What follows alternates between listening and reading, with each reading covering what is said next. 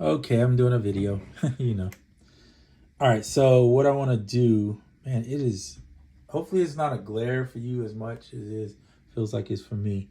Um, so I'm working on a track and I want to use sometimes like with the SP, I'll come up with a 4 bar and then I'll push that 4 bar out. And what I mean by 4 bar is just 4 bars in the song. And then the problem is like, if I don't do the rest of the song, then I'm stuck with those 4 bars and I don't always remember what I played later. So I've been trying to save my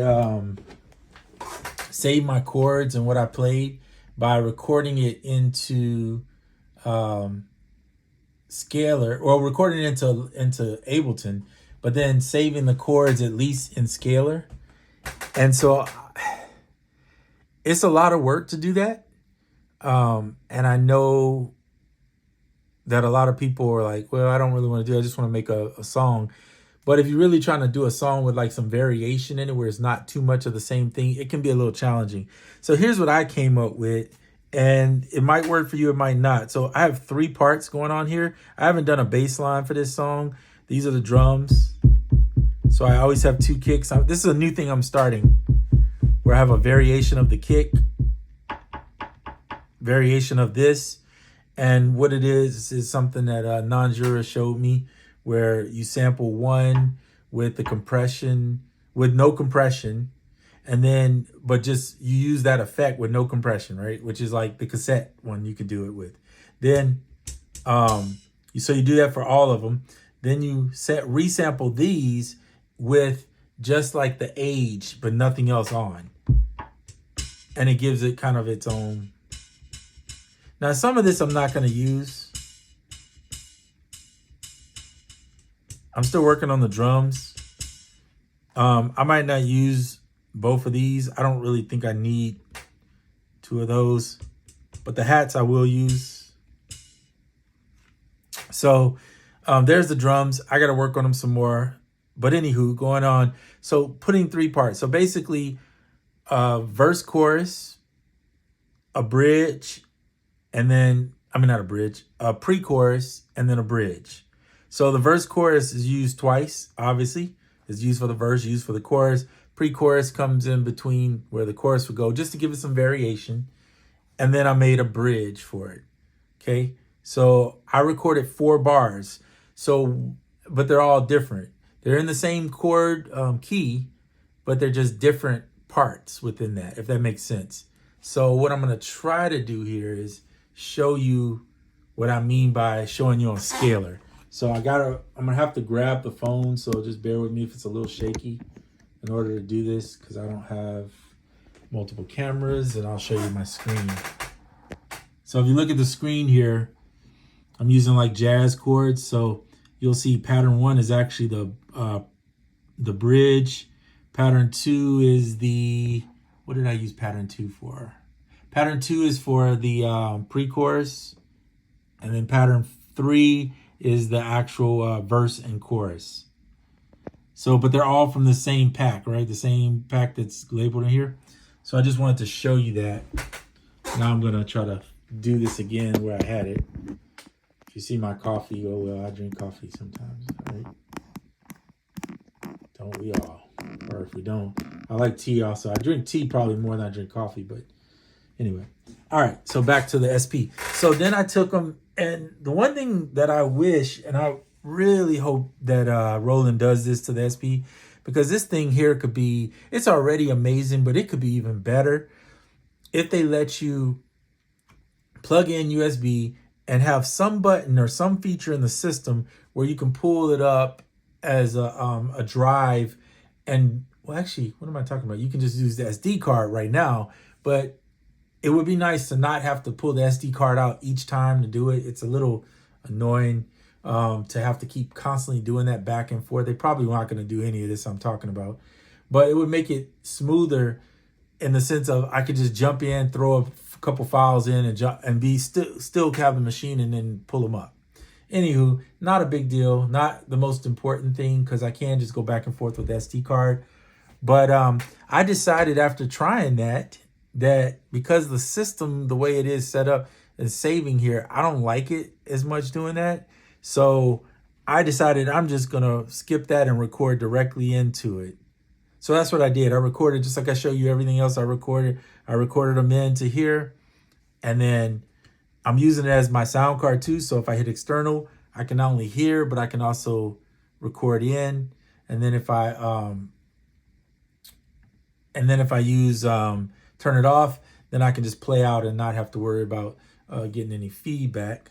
But anyway, so let me play you what I got. So up top here, this first row is gonna be just the chords.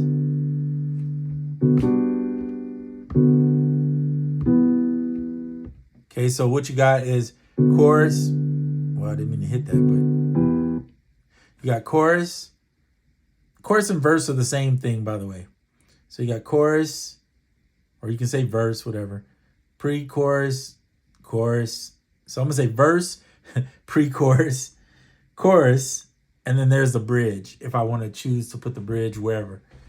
And then I can arrange that later, but the initial thing is to get it going. So let me show you. Then what I did was I put the beat, I made one beat and put that beat across 4 pads, and then I just added in these different variations to this by just using the sample step recorder. So the step recorder is truly helpful because it allows me to do things like arrange the beat better in here so that I can take out parts too. So you'll see that on the pre-chorus that the drums drop out. So I'll just show you. So here's the verse. And now these are 4. I'm not going to play it in the order, the exact how many times I would actually play it, but check it out. I'm going to go ahead and trigger the pre-chorus now so you can see it.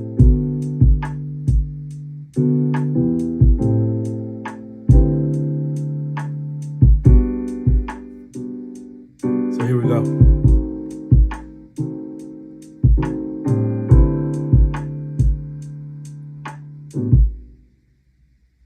And then a kick.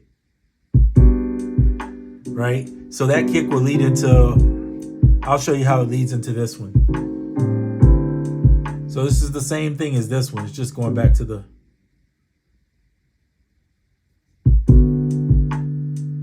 right? And now you'll hear the pre-chorus or the bridge.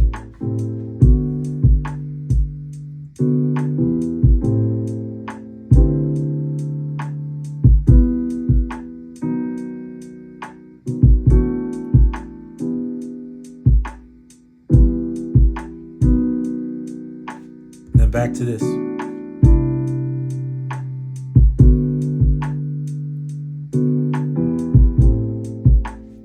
All right, cool. So you get it? You're just making 4 different parts. In this case, really, it's only 3 parts, and 2 of these are the same. And then to get those drums to drop out, right, you just hit record, go into pattern TR-Rec mode, and then in TR-Rec mode, just remove the drums from that portion where you want it to drop out. And then I added that one kick in there at the end just to give something to kick it back into the next part. I was going to do like a roll, but then I was like, nah, I'm just going to do something simple because the track is very mellow and mild and it's kind of a slower song. So I'm not really making something fast where I need it to be like ratchet kick. I think I said that right. Yeah, kick roll, whatever. We call it, some people call it ratchet kicks or whatever. Anyway, you got it. All right, so yeah, so this is kind of a step I'm taking, and then I will have to record. The only thing about this is you got to record like multiple bass lines. I'm not bothered by recording multiple bass lines. I would rather do that and make my song have some variation and sound super interesting in that facet. But I only have to record maybe like 3 bass lines, and you're just generally following what the chords are and just laying something in that you feel sets the groove. But this song is so mellow that I don't have to put a lot to it, right? It's pretty simple. So I just wanted to show you that, and I really wanted to show you Scalar. You can, I wish they would let me, let me see, they do let you edit. No, that's not what I want. What I was hoping that they'd let me do is on my patterns, I wish they would have let me label the patterns the way I want them. or put them in the order at least. But because I did them all at random times, so I started with pattern 1, which actually was the bridge. And I thought, oh, that's a cool one. I'm going to keep it. And then I went to pattern 2, which was actually the pre-chorus. And I thought, oh, this is fun, but it's definitely a pre-chorus or a bridge or something to that nature, because these could be swapped anyway. And then when I got to the final one, I thought this would be the chorus, but I actually thought, well, it would work good as a verse and a chorus. So you could do 4, or you could just do 2, or whatever you want to do. It's up to you. I'm just showing you my method to this. And then, sorry, that's the OP1. And then there's all kinds of things you can add in if you want. So you could get more in more detail. And if you feel like, hey, I'm not comfortable with, like on the SP playing it indirectly to the SP, well, just record it on whatever you're comfortable with, then play it into the SP, and then you have your parts. Because it's the same thing I'm gonna do. If I had the bass, I'm gonna plug in here and I'm gonna sit there and play it to record it. If I don't have my bass and I'm using the Trillium bass, which is in the computer, then I gotta play it using the OP1 and record it back into here to do it, which is probably more or less what I'm gonna do. Just because with my bass, I have to I gotta tune it. I gotta make sure everything has to be on point. And it's harder, I think I said this before, because they don't have a weight on the resample. It's very hard to record the live bass in without having to wait a whole 4 measures to go by and then start your recording, if that makes sense. So I got to wait for it to go through the cycle to start at the beginning of it, because there's no count in for the resample. There is for record, just not for resample. So it makes it more challenging, but I'm not tripping. I'm going to find my way through it. And if I do it on the computer, the good thing is I can keep the MIDI, so I'll know what I played. So I could do it on the computer, keep the MIDI, and then send it in, and at least I can say I know what I played. And some people might say, well, why don't you just record on the computer? And really, I could. In theory, I could do that, but I kind of like just recording into the SP, and especially the way that 303 hits. Now I have it off right now, but I can turn it on. See, just something about it, man. It just sounds so beautiful. So right now, you see I have it set. It's not really like crazy high. I'm just compressed. I'm just using the compressor really from it just to get that feel. If I want some vinyl effect, I could put the vinyl effect on in the computer and do it that way. Or I could use the 404 in here and just put a little bit on it in here.